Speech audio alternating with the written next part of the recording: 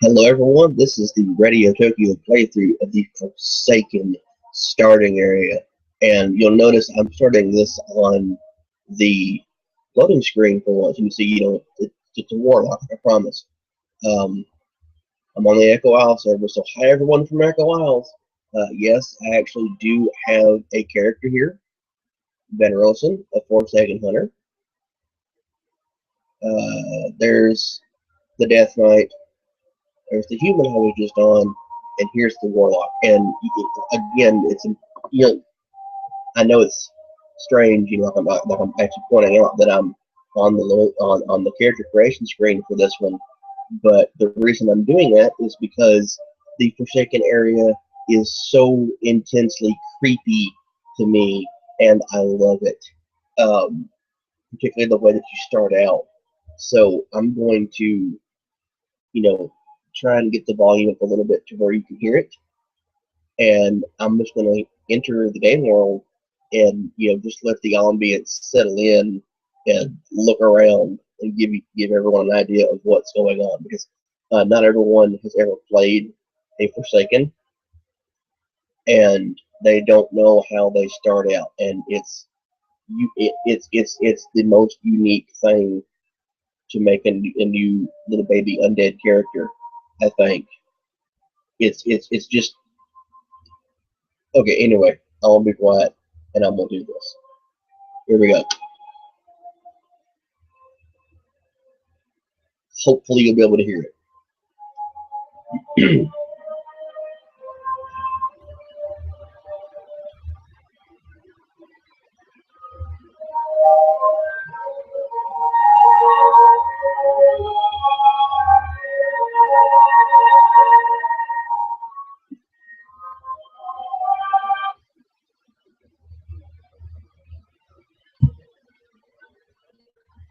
So Lady Sylvanas and her Forsaken finally took vengeance upon their hated enemy, the Lich King. Their dark crusade in Northrend proved costly. Betrayed by Grand Apothecary Putris at the Battle of Ratgate, the Forsaken's devious plague of death was unleashed upon both the Alliance and the Horde to calamitous effect. Unbeknownst to Sylvanas, Putris and his demonic ally, Veramathras, had taken control of the Undercity. As a result, the Forsaken were wrongly blamed for the traitor's atrocities. Though the Undercity was eventually retaken, Sylvanas and her followers still bear the weight of future sin. Mistrusted by the other members of the Horde, the Forsaken must now prove their loyalty to the cause and redeem themselves of their supposed treachery. To this end, Sylvanas has bolstered her defenses within the Tyrion's Hall Glades and readied her undead forces for any contingency. As one of the Forsaken, you must use your cunning and viciousness to slay any who propose a threat to Sylvanas' rule, be they human, undead, or otherwise. All right, and I don't know if all of that went through or not, but I am going to turn up the sound just to get turn down dialogue just a little bit. I want the music. I mean, it's like being a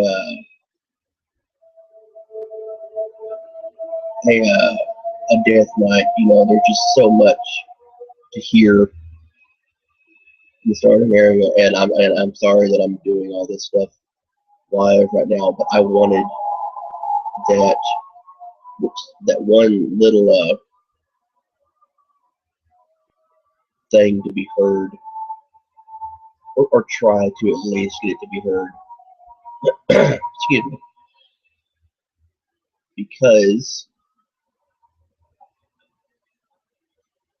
I like the Forsaken starting area, and I may keep this character and do it to like a story mode, like I'm doing the Death Knight for right now. To make this be a multiple part thing. So please, excuse me for a little bit while I misclick on everything and make. Oh, I can't do that yet. Okay. Cool. That's cool. High fence from sewer mom. Anyway, talk to Agatha right here. And I'm gonna read this, just just in case you can't read on your own. It says, "Rise, welcome back to the realm of the living. With the blessing and power of the Dark Lady, I have freed you from death's grasp. You are no slave. You are free to follow whichever path you choose from here. If you choose to serve the Dark Lady Sylvanas, I recommend you speak with Undertaker Mordor.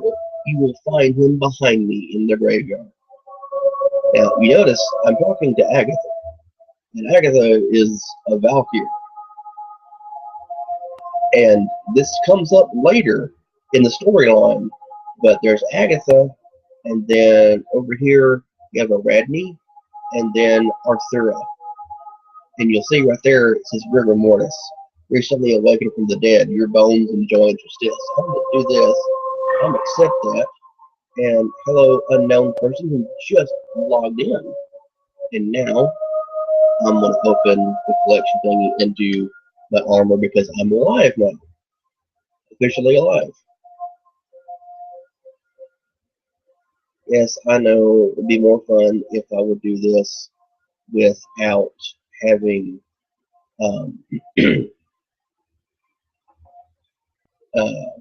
without BOA gear on, I'm sure, but I'm gonna cheat just because I'm so used to it. I'm really used to having it. So yeah, there we go. And just because I can, I'm going to find Pet Journal and Sister of Temptation. Just because I'm a warlock, and it's cool. Hello, Calvante, and already said hi to Fitz over there, and Mr. Cadbury right there, and there's someone else, I doubt. Yeah, up Tombstone. Here I am. I'm dead. I've run all over here. Up to Mordo. Yep, that's who I am.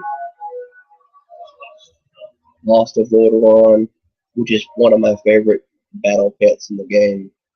I mean, yeah, one of the favorite ones to get because it's just a little soul of someone who died in Lordaeron.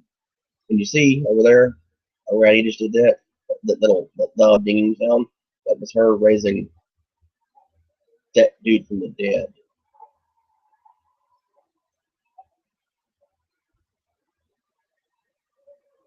We're gonna run down here in the Shadow Grave, which is where you actually used to start out. Years and years ago, you actually started out down here. And Darnell is here to help you. Darnell from Death Knell. So there was the embalming fluid, and there's this twine, which is what we're supposed to get, because we're forsaken and creepy. But to me, this is one of the most well done starting areas in the game right now. And ever, in fact, I've always loved the Forsaken starting zone because it's just so intently creepy. And I can see right here, speak with Marshall, Redpath, Lillian Voss, and Valdred Moray. These are all NPCs who have, excuse me, excuse me. They're all NPCs who have been in the game before. And if you've done, what am I talking about? If you have done Scarlet Monastery and stuff, or even the new version of Skull Romance, you've seen Lillian Voss, so you know how she winds up. In the starting area, you find out how she got her beginning and why it is she's important. And it's actually pretty cool what you wind up doing as a Forsaken just because of that. But, it's that reason that it's one of my favorite starting areas in the game. It's so story driven. And right here, Valdred Moray. Let's talk to him. He says, What's going on? Who are you? What happened to me? Don't you remember? You died. I died? Yes, you're right. I died. It was an orc. He cut off my hands and left me to die. Valdred looked at his hands. These aren't my hands. These aren't my hands. And then right here, I love this. Calm down, Valdred. Undertaker Mordo probably sewed some new ones on for you. That it's just hilarious. You know, it's interesting. You know, you have to talk to these characters, and what you're supposed to do is make them understand. You know, like you have to talk to Lillian and Marshall Redpath and Valdred and help them understand they're dead. You know, like not just dead, but they're undead, and they're not going to get their life back. And you see Valdred is just like, oh, okay, you know, I don't like that, but I'll do it anyway. Wow. I don't know if you could hear that or not, but that was pretty loud peal of thunder just now. Let's see. I'm gonna do Lillian last. I'm gonna save Lillian, you know, because she's kind of special. Marshall Redpath. Excuse me. He says, "Stand back. You want to fight? Because I'll fight you. I'll fight any of you creatures. Do you hear me? I'm not here to fight you. I've only been asked to speak with you. Oh, really? Fine. I don't want to join you in your Forsaken. Maybe I'll start my own Forsaken. Maybe I'll invent Forsaken with elbows. He's free to do whatever he wants to, right? Right. There you go. Marshall Redpath has accepted he's dead. He doesn't like it, and he does not want to be part of the Forsaken. And that's fine, you know. And hello, Rocky from Borean Tundra. And hello again, Fence. But you see, Dashla is over there. So he's clearly ran off past members of Forsaken. And you come over here to Lillian, and I have to say, you know, before I get into this, this is possibly the saddest quest line in the game, and it takes the entire Forsaken starting area to get to to get to her whole ending, and it's been pointed out in a couple other videos that if you look at Lillian, she has blue eyes, and most Forsaken don't. Anyway, she says, "Get away from me, you abomination." I'm not an abomination. I'm simply undead. I just want to speak with you. The undead are attained upon Azeroth. Every one of you creatures deserves to be destroyed. Lillian, do you realize you are undead yourself? No. If you can read it, no, you're lying. My father will protect me. And she runs off. Now, like I said, you know, we will run into Lillian Voss again. You know, so don't worry. She'll show up. But her little storyline right there is what winds up driving the entire Forsaken starting area. And it's so interesting that I think that's why I'm going to do, you know, more than just this little baby pool area right here. I think I'm going to do the whole starting zone, the whole, you know, all of Tirisfal and all the other zones. Excuse me. Just, you know, to play out Lillian's story because it's really sad. But yeah, here we are in Death now. Hello, something I cannot pronounce. Valrathnia, I think. Here's Deathguard Saltane. Talk to him. Hello, Ratic. I want to go inside here.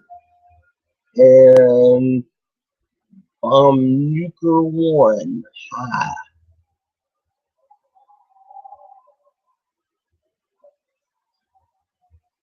kill 8 wretched dead. See, like what's sad about the Forsaken starting area to me is you see over here all these undead right here. These are all people who just didn't make it. You know, these are the remnants of the scourge. These people were once alive, and they were once, you know, walking around, but now they're just mindless undead. And I think that's brilliant that Blizzard did that. You know, that effectively you're having to kill people you may have known in life. But that's right there is where Darnell comes in. He picks up these corpses. Look at, you see there, see them on the ground there, all these little, I'll just past them. Let them go where they go. Little scarlet corpse. Anyway, yeah, I think it's interesting to have to kill these Forsaken. I mean, I'm not protecting these scourge over here. And we've got corruption.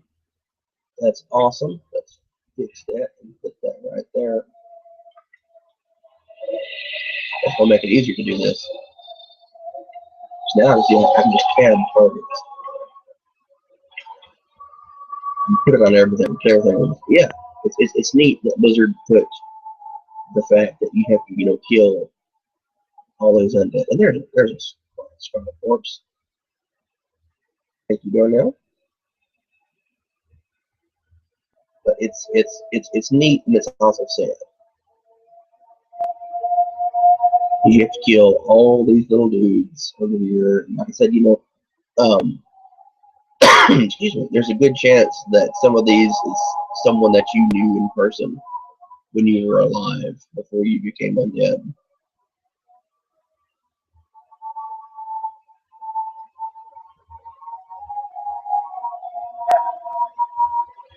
And I don't really want to spoil the whole zone, but yes, since I'm going to be doing like a whole playthrough type thing of it,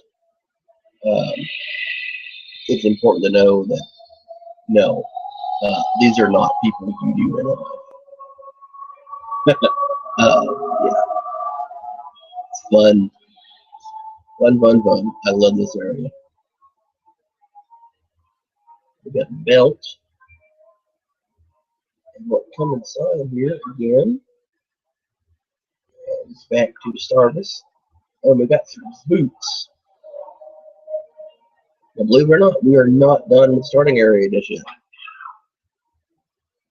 Tainted Scroll. See, I'm level 3.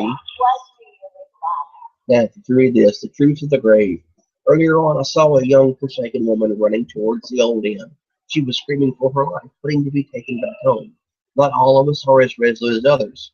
Even so, we must accept our fate as undead, if we are to rise up against those who would put us down. Take my mirror and show it to the young woman. She needs to see what she really is and join us in our cause. Besides, we can use all the bodies we can get. You see? I have to go find Lillian Voss. Again, I promised you she was going to show up.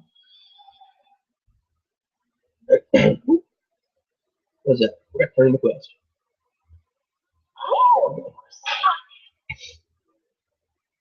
There we go. Okay. Now that's done. Sort of.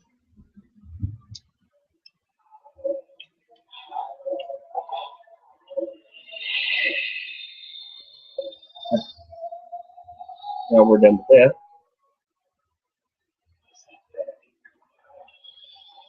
And we're level 4. So we're going to go in here to the end. We're going to find Lillian.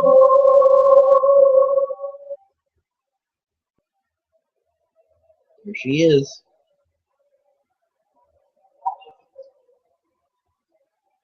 Hi, Lillian. No, of course, you just get away from me again. You say, "You're not hideous, Lillian. You're one of us. Here, Look at this mirror and see for yourself. So you give her the mirror, and she starts crying. She says, "You don't understand. I can't be undead. Not me. Not now." She runs away again. Oh, Team Strong of Stomach, the monk trainer. Cool. I did not know that person was there.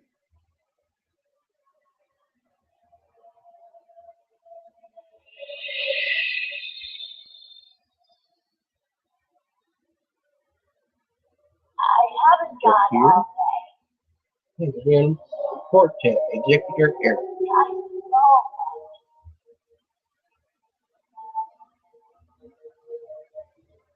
Nope, still not done. But that's fine. Like it's cool, to not be done in the starting area just yet. Particularly after having done the human one and being done inside of what, 10 minutes, maybe 15. I don't mind. I don't so a little bit longer. Hello, Ornan. There's your jacket, Aaron. And we're gonna fan that in. Scavenger paws and dust bat wings. Oh no, my former next door neighbor.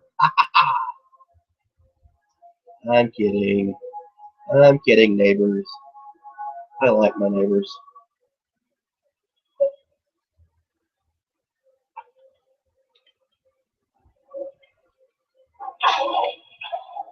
I remember this starting area being a lot longer than what it seems like right now, even though it's still pretty lengthy.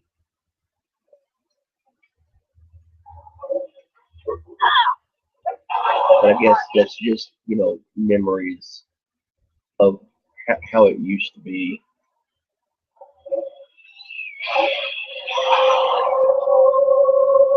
Excuse me. Yeah, right now it's 9:45. Raining outside. What was that? Oh, never seen that. I've never seen little animals like that do a little heart like that. But it's neat. I guess even rats get to have love. So you really need this bit wings? Okay. I'll do that.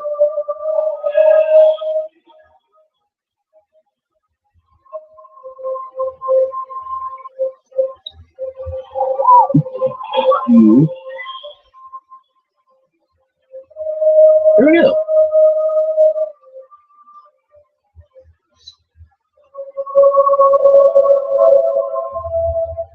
Good morning.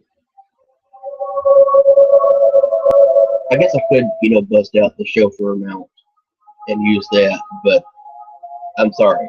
Look at this zone. Look at it. It's amazing, and the ambience here is incredible. And seriously, if you have never played a Forsaken character, what the hell is the matter with you? I guess just do it at least one time. Like I think everyone needs to try every starting area, at least starting area. Maybe you used to tell people a long time ago who were being new players to play a class or a race to level 20 before you decide you don't like it. So I genuinely think that everyone needs to do that. Particularly, like the Forsaken. Some people think Forsaken are creepy and they don't want to have anything to do with them. I really don't know why. The Forsaken have got some of the coolest storylines in the game, and I don't know how well, at least right now, how well the um, loading screen, the initial loading screen for Forsaken with the voiceover could be heard. I recorded this, but they're really, really, really story driven. And the basic story is, without giving away too much, is that during and after the Lich King, with the fighting in Northrend, uh, level 5, what happened was the Forsaken lost large numbers of their army fighting the Scourge. And like it's in a book somewhere that the Kingdom of Stormwind lost something like 22,000 soldiers. Like 20,000 humans were killed. And if that's an accurate figure among all of the other races in both the Horde and Alliance, that ought to tell you exactly how many people fell. Okay, let's say there's 20,000 humans and dwarves and gnomes and so on, and it really puts into scale how, you know, uh, bad the war against the Scourge actually was, except for the Forsaken. And the reason I say except for the Forsaken is because you saw earlier the Valkyr are here. Uh, that gets explained later on as well. So I'm not going to get into that just in case I wind up, playing through the whole starting area and finish that story. But just for the point in time I'm at right now, it's important to know that this is all post Wrathgate, of course, and this after the Lich King is dead, and the Forsaken are excuse me, not very trusted amongst the Horde because of what Grand Apothecary Futurist did, and because of what Grey Mothras did. It's just interesting. 50 quests complete. Find Darnell at Tirisfal Glades. Still fighting Mr. Darnell.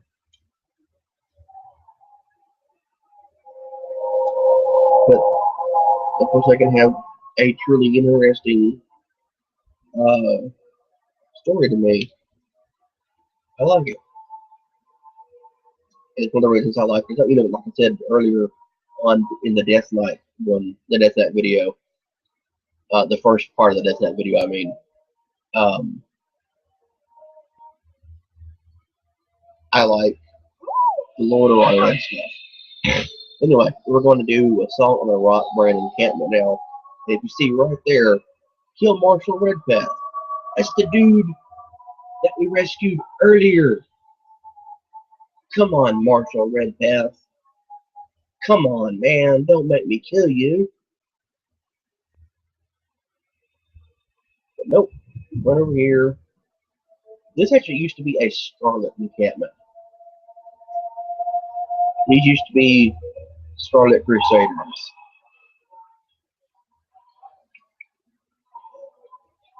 And they actually dropped a robe. Just a little cheapy robe, but it was red and it had the Scarlet Crusade tabard on it. And it used to be, at one point in time, one of the most expensive things in the game because it was so very rare.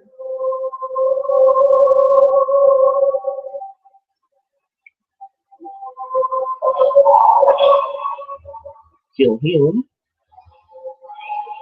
Got an 8 rock brain and Marshal Redpath.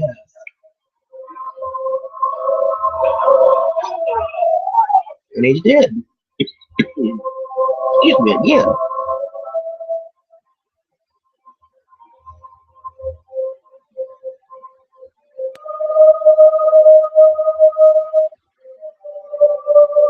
That's a nice little view right there.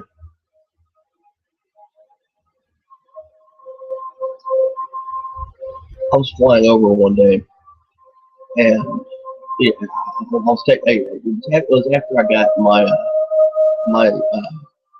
selfie camera from the garrison mission, and I was flying over, and I stopped in uh, Parkland and took a selfie, and then I noticed in the background you could see the Scarlet Monastery. It just for some reason never registered to me that you'd be able to see all the way over here from Parkland, which is pretty cool when I think about it. Deliver the Scarlet Crusade documents to Death Guard Simmer at the Calston Estate in Tirisfall Glades. Hello again, Darnell.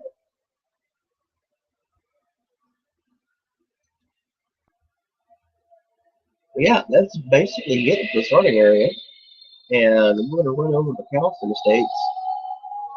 And then we're probably going to go to Brillo. I haven't said it yet.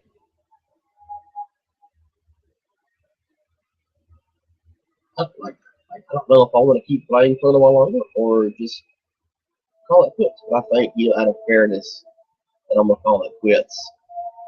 And I believe I had decided I will be coming back and I will be finishing up the entirety of the Forsaken starting area. Like, here and Silver Pine, Tirisfall, everything else. I think I'm going to do that just to do it because it's a really decent story in the game, and like I mentioned earlier, a lot of people don't even do that. They just don't do Forsaken, and it's kind of sad. Here we are in Tirisfall, and there's something I got to point out real fast because a lot of viewers don't realize this is what you're looking at. If I can find a tree.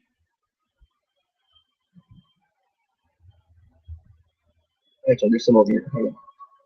Let's kill a little about the dog. Okay, right here. This tree right where my mouth is. If you look at the ones next to it, it looks like it's been clawed. And that's important. Trees like this only appear in areas that were Lordaeron originally. So that's going to be Tirisfall Glades, Silver Pine Forest, the Plaguelands, both eastern and western Plaguelands, and I think there's a couple in those lands. I don't remember off the top of my head, but it's only areas. So there's no one over here. And there's another one there's another one way off over there. They're everywhere. The more you look, the more you'll actually notice them. And again, they only appear in areas that were Lordaeron. And the reason is that the Scourge needed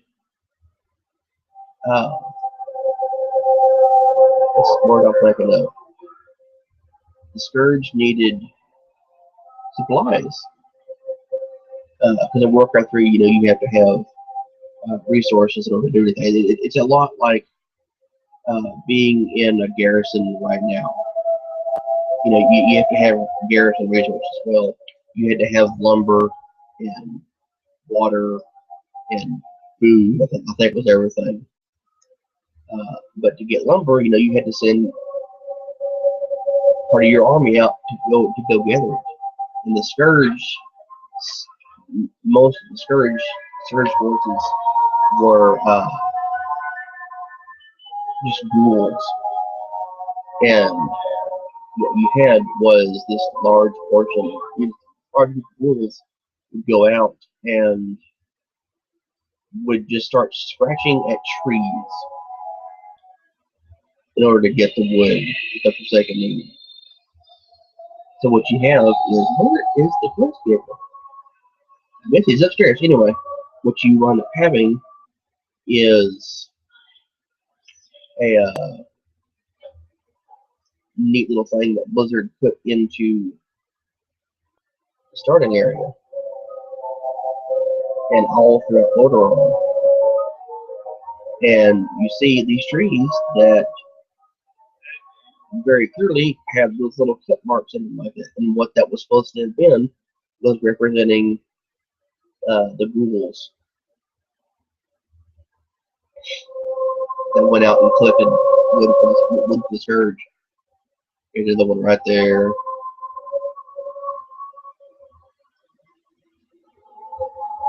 It's just a neat little thing that I'm just gonna get my shelter. I'm sorry, because I'm gonna go to grill. That's gonna be it for this one. And I'll come back later. But it's just a neat little thing that Blizzard really did not have to put into the game, but they did just to tie it together. You know, with Warcraft 3 and you know the previous two. There's another one right there. See, it's cool. Hello, Lick.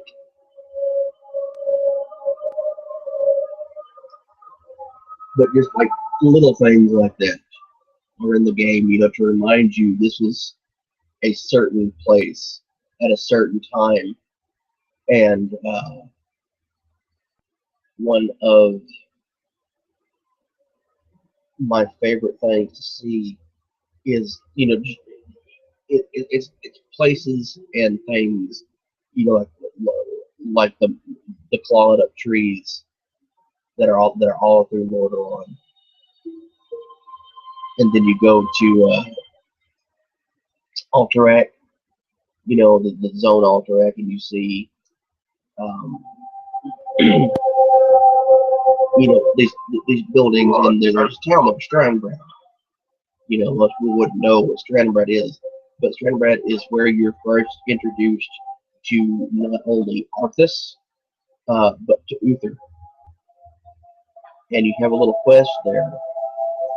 And you know what? I'm gonna drive straight through Grill. I'm gonna go to Undercity. But yeah, you have a little event there where you have to kill some orcs that are torturing the villagers or something. And Sternbrad is in World of Warcraft. You can go to Sternbrad and you can go in here to the ruins of Lordaeron. And you know, this is one of those things that I think most people are aware of, but I'm not really sure how many have actually been here specifically to see this. But in Warcraft 3, excuse me, I'm so sorry about that. In Warcraft 3, Arthas, you know, returns. Whoa, dropped my mouse. Arthas returns, and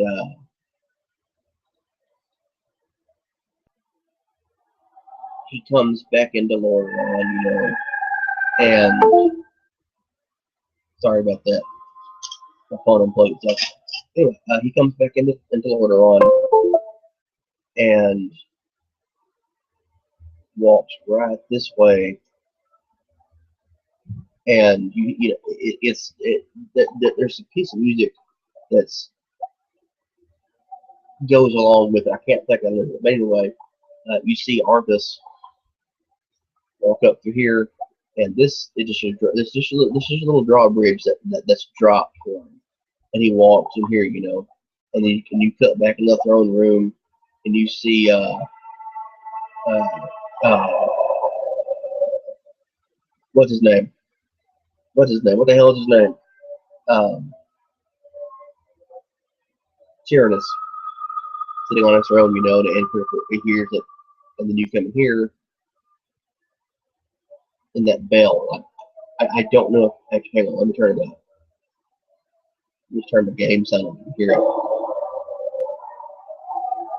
The music now. There it is.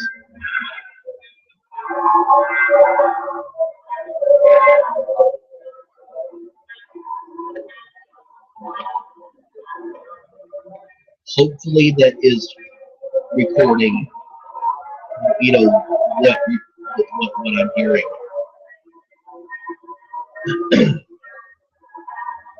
But if it's not, you know, what's playing right now is the bells that used to hang up there, and those bells rang to welcome Arthas home because it's important to remember.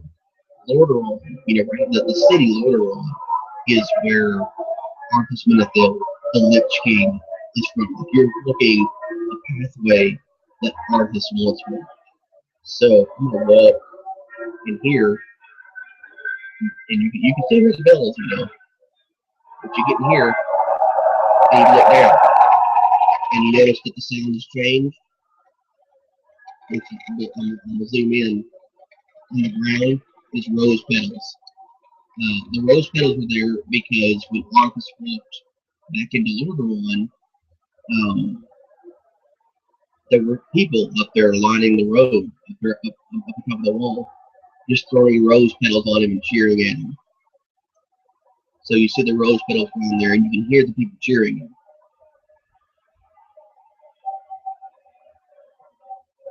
He walks in here, bursts through this door, walks straight in, right here. This is going to be the hardest part to hear. But sitting on that throne right there was Tyrannus Menethil, the king of Lordaeron. And I'm going to turn this way up. Hopefully you don't hear me.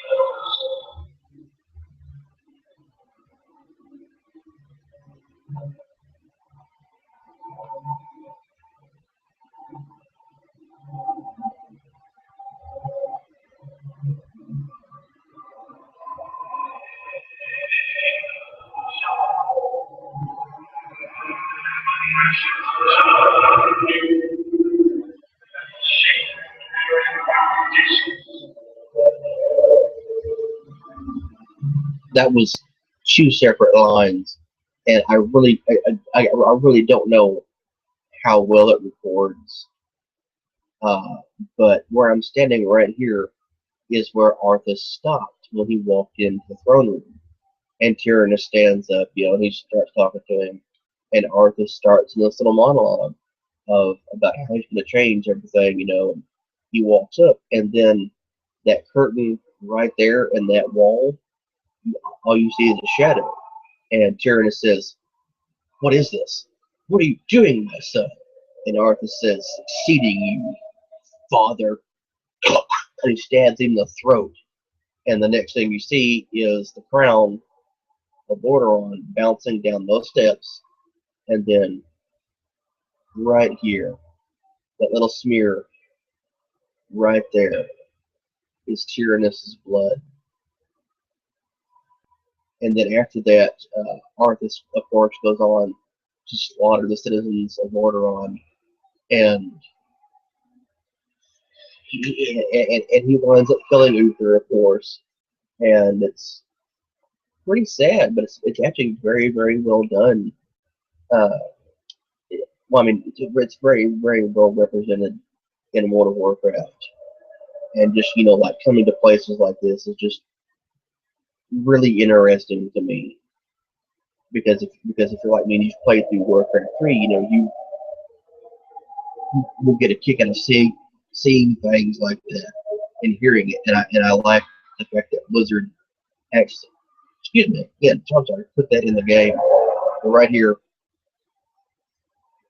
here lies King Tyrannus Menethil II, last true king of Lordaeron. Great were his deeds, long was his reign, unthinkable was his death. May the father lie blameless for the deeds of the son. May the bloodied crown stay lost and forgotten. Now, the worst part of that is of course, that Tyrannus Menethil is dead, and he turned sound down. I'm sorry. Uh, the worst part is that Tyrannus is of course dead, obviously, uh, but Tyrannus was not actually buried. Tyrannus Menethil was cremated, and it comes up later on in um, the gameplay through Warcraft 3, but Arthas stops him, stops Uther, who is carrying by himself the ashes of Tyrannus and is going to bury them somewhere. And Arthas, of course, stops him, and they argue, and Arthas kills Uther, grabs the urn from him, pours his father's ashes out in the middle of the road, just out somewhere in Tyrannus Hall, and he goes on to put the remains of Kel'Thuzad into um, the urn that his ashes were in. But like you see here, you have this little uh, catafalque right here in the plaque, which is where theoretically Tyrannus would have lied. But it's neat, and I think I'm gonna call it quits right here, at least for now. And I'll come back later on and do this along with the Death Knight area. Finish them out. And as we play through this, we'll discover together some spots in Lordaeron and talk about the lore, and we'll have a good time. But yeah, I will see all of you either on the next walkthrough video or the midweek review or next week's show. So remember to please like, comment, share, and subscribe, and have a great day.